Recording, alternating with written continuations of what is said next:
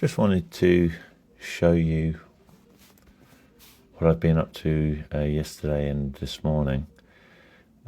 So my BSA Bantam B175 that's been at Retromeccanica for a big restoration after being found under a tarpaulin in Rochester. The last thing to do after it's taxed, registered and road legal is to create the number plate. So my friend has a laser cutter and he very kindly offered to cut me out a template with the letters and numbers on it. It has got a new number plate backing plate, and just need to get this little middle out of the A here. So I need to perform a very delicate operation with the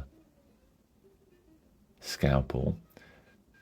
But Chris very kindly offered to cut me a template out of vinyl, and then I stuck the vinyl on.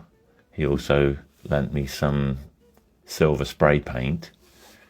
So yesterday and last night I put a number of coats of spray paint. Just remember there's another little insert that wants to come out rather than just be left sitting there.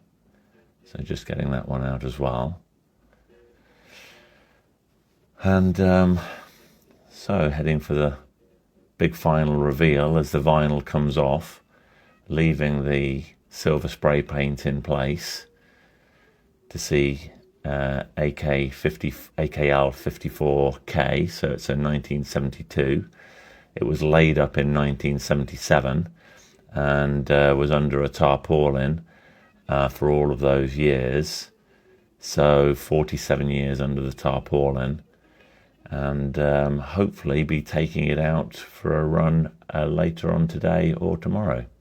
Anyway, that's Banty, registered, restored, back on the road, street legal. Some will say I should have put those numbers on square, but what do they know?